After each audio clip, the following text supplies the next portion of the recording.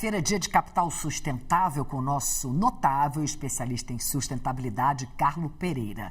Hoje, para falarmos sobre a aprovação na Câmara dos Deputados da medida provisória que cria licença ambiental especial. O texto vai agora para o Senado e pode mudar a lógica do licenciamento ambiental no Brasil. Carlo, boa noite, sempre muito bom conversar com você. De que forma isso pode mudar a arquitetura regulatória do Brasil? Como é que isso altera o nível de previsibilidade para grandes projetos de infraestrutura, de energia, de logística? Oi, Cris, boa noite a todos aqui os telespectadores. Cris, a ideia é boa, né? No sentido de que, claro, todos nós sabemos, todo mundo aqui vai ter um exemplo de algum empreendimento, seja do setor que for, né? Pode ser no agro, pode ser na mineração, pode ser em infraestrutura, daqueles projetos que estão parados há muitos e muitos anos, tá? E muitas vezes projetos que não têm lá essa complexidade tão grande.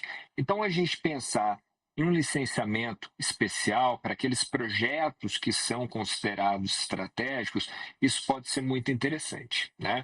É aquilo que eu já comentei aqui também, né, Cris? Conversando muito com o empresariado, o que se fala muito é o que, olha só, a minha questão não é que eu quero uma facilidade técnica, eu quero sim uma previsibilidade, tá? Previsibilidade das etapas, previsibilidade do processo, previsibilidade, sobretudo, dos prazos, né? Então, o que a lei ela vem a trazer é isso, né? Traz ali quais são os processos e mostra ali também um prazo máximo de 12 meses para os projetos. Então, isso pode ser interessante.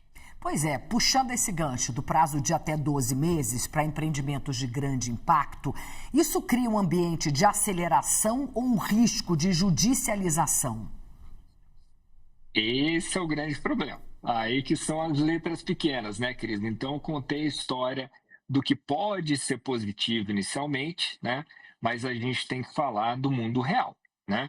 Então, o mundo real pode ter o quê? Primeiro, né, para um empreendimento fazer o EIA-RIMA, né? Então, estudo de impacto ambiental, por exemplo, né? Muitas vezes você leva ali meses e meses, porque não é tão fácil assim, dependendo do empreendimento, né? São consultorias diversas que olham questões ambientais, também questões sociais, que entram ali no EIA-RIMA, né?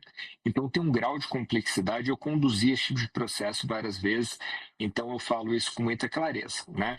Então, e tem esse prazo, por exemplo, de 90 dias para os empreendedores apresentarem, então, os documentos, né? E mesmo as respostas, de que isso muitas vezes não é factível, tá? E mesmo se aprovado, né, se você consegue licença, ainda hoje, conversava com um empreendedor de mineração e ele teve, então, a sua licença de instalação revogada, né? Então, olha só, esse tipo de coisa abre um espaço para judicialização muito grande, né? Porque vai deixar muita gente insatisfeita com o processo como ele foi, né? Fala assim, não, mas está ali a lei, né? Conduziu a lei, conduziu o processo de maneira adequada, veio a licença e está dado. Não é assim. Como esse, acabei de contar um exemplo, então, de uma mineradora que teve ali, então, a sua licença de instalação revogada. Isso é ruim para todo mundo, né? Então, de novo, os empreendedores, eles não precisam necessariamente de facilidade, eles precisam de previsibilidade e processos claros, com prazos claros.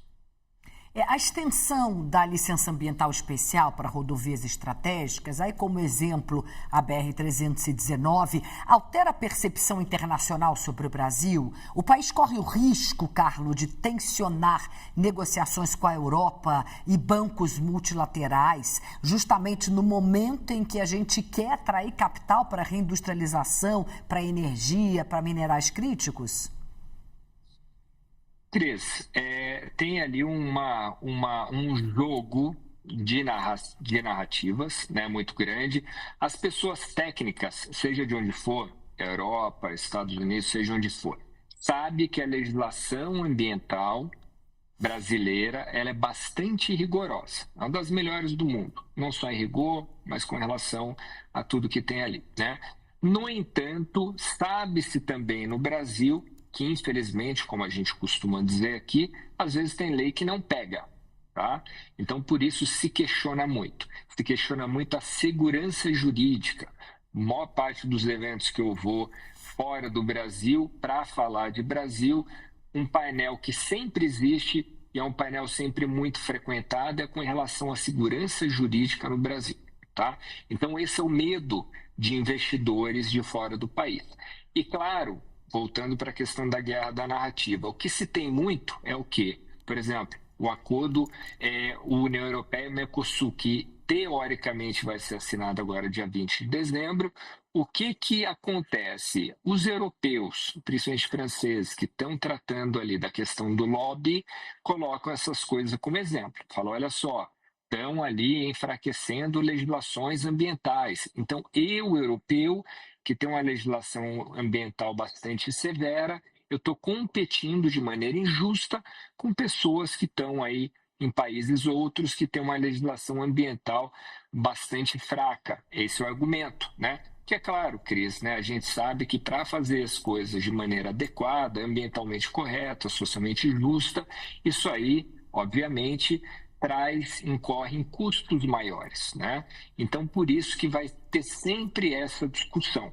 Então, por isso, de novo, volto à terceira pergunta, terceira vez que eu vou trazer isso, Cris, que é no sentido de que a gente tem que tomar bastante cuidado. O que, por uma questão política, empreendedores, né, o setor privado pode ficar feliz com esse tipo de lei, pode fazer com que eles fiquem tristes daqui a pouco tempo, né? Porque isso pode ser judicializado, isso pode ser visto como uma ação inadequada por parte de investidores estrangeiros. Então, a gente tem que olhar com muita atenção e, certamente, o setor privado tem que olhar com bastante cuidado. Não ficar feliz nesse momento, agora, para daqui 2 anos a gente colher resultados ruins. Cautela é fundamental nesse momento, né? Exatamente, Cris. Carlos, muito obrigada. Sempre bom conversar com você. Até semana que vem. Obrigado, Cris. Boa noite. Boa noite.